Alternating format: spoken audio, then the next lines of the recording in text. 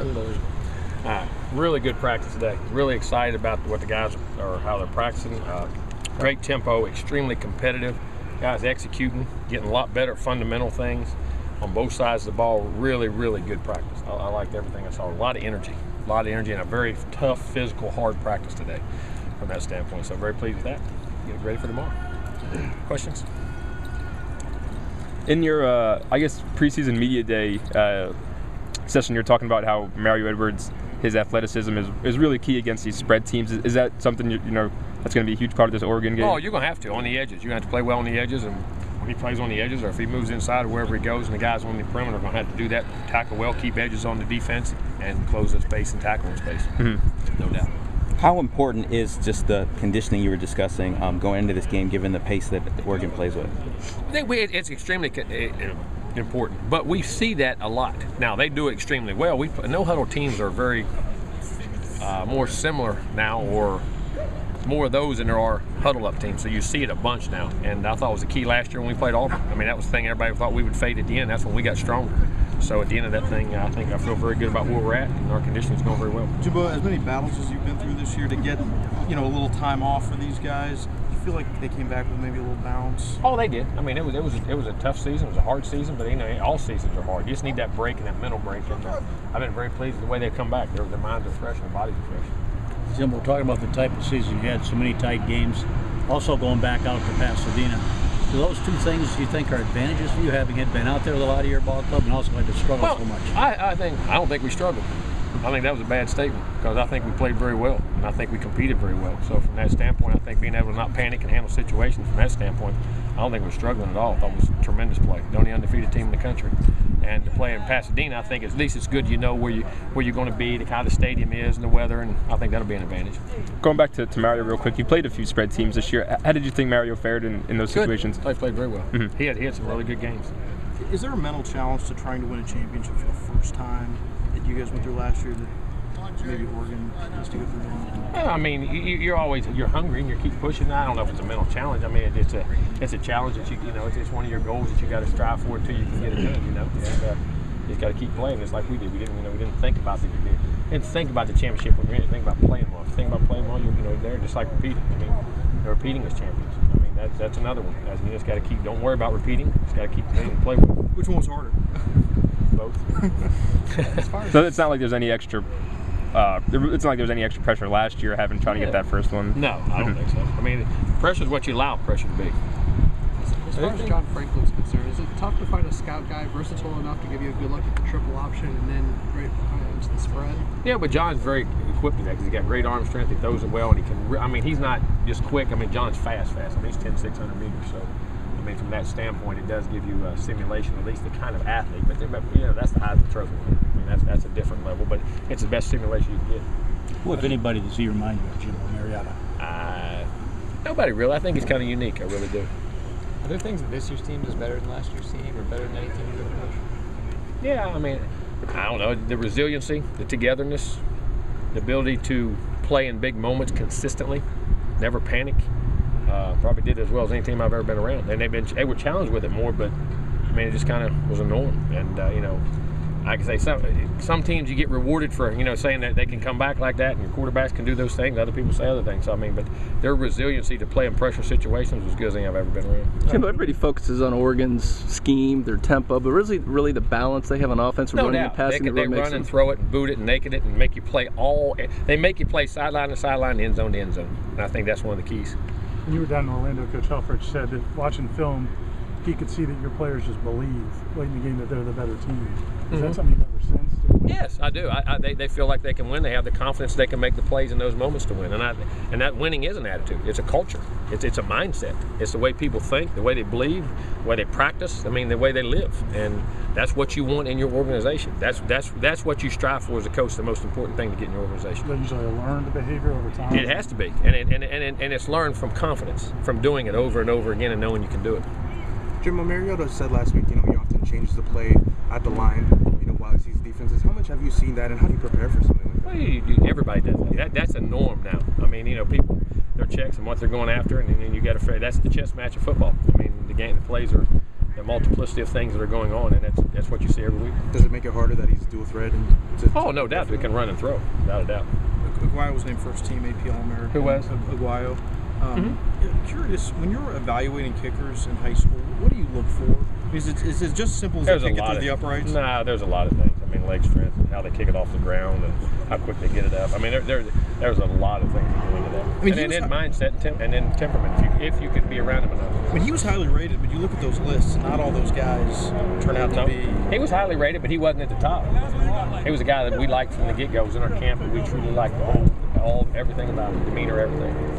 Winning's the ultimate of respect in this business. So what do you say to all those nitpickers that are trying to pick apart the way you guys have won games this season? I don't worry about that. I just play. I don't think about it. That's their opinion, and I don't. What people think. That's their opinion. The way the game is played today, has tackling changed? Has the approach from coaching tackling changed with? You got to tackle. You got to tackle lower because you can't take the head. You can't stay up high, and you got to learn to be great space tackles. You got to spend a lot of time tackling in space. How much has that brought into coaching over the last few seasons? Oh, a bunch. I mean, I think it is. The game has really changed, and the recruiting of the type of players you play at different positions, and that's why I think it's turned into such a specialty game. In other words, with nickel linebackers, dime linebackers, dime front guys, it's become a very specialized game. Is it a better game now? Oh, I think it's a great game. It'll evolve. Football's a tremendous game. That's what makes it. What's a better game is probably depends on what generation you played in. They're all hard and they're all tough. Jimbo, how do you say just about Winston that he's never lost a game as your guys' starting quarterback? Ultimate confidence, and everybody says it about him, his ultimate confidence, but it's the confidence he puts in the other players. See, great players affect the guys on your team. They're not just great themselves. You're never a great player if you affect the guys on your team in a positive way all the time, and that's what he does. Not only his supreme confidence and ability to compete, and he wants the ball in those moments, but the guys on the field want him to have it too, and they believe if they do what they're supposed to do, good things are going to happen. He puts that confidence in both sides of the ball. Please assess how much you think your offensive line has really been such a key component to your team. Extremely.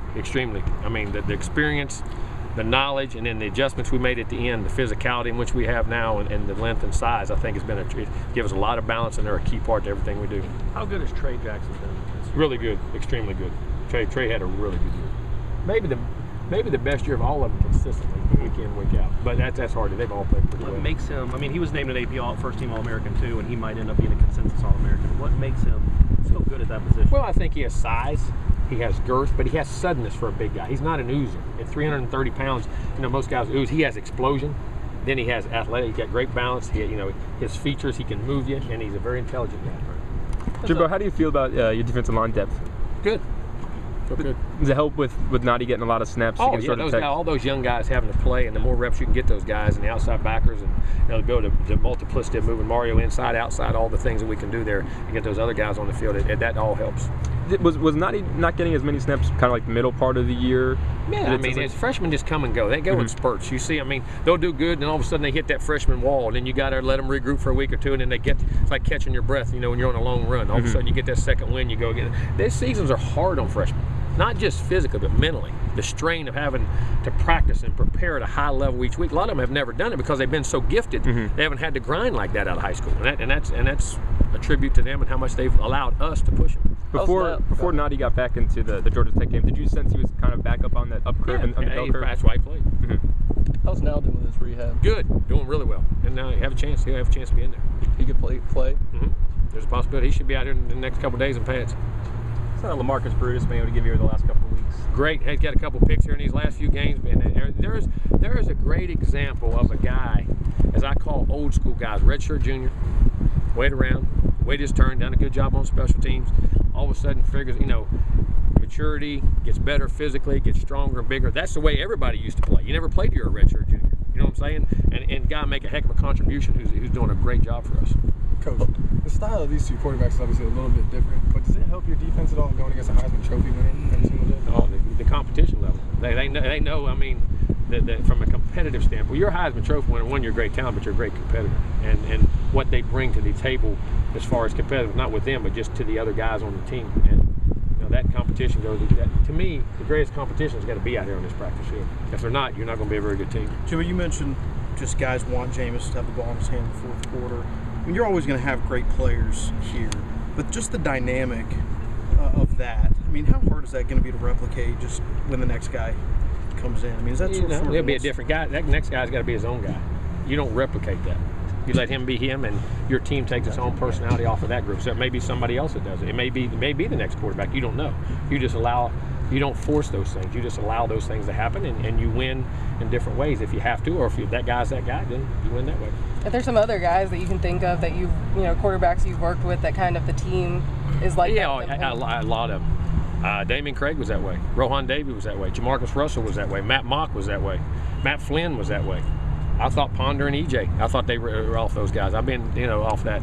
They all won those guys and believed in those guys. I was just a few. I mean, there's some others in there too, but I've been blessed to have some good ones from a competitive standpoint and a team standpoint. What would Nile's return do for your depth that'd really help your defense? It really could. I mean, give you a lot of reps, give you some quality, give you size, girth, and I mean, Nile's a heck of a player now. He was fixing to have a great year. I mean, he's power, speed, and all that, and hopefully he's in good shape. We just got to get him back playing football. Is that especially important against a high-tempo team where they're going to get the more bodies you got, and more quality players, it definitely is going to help. Yeah, what type of role might Nile be able to play with their up-tempo? We'll have to wait. That tempo won't bother. Just a matter of how he plays football. The fact that Cook didn't have a ton of carries the first half of the season make a big difference for him right now? I think it does. I think the wear and tear on your body. I think backs you got to be careful, but he's hot, and that's where we're going to ride. Do you think James goes into the playoff thinking this is his last run, or do you see? I think he goes into thinking this is his next game, and he wants to win it. That's the way he approaches everything.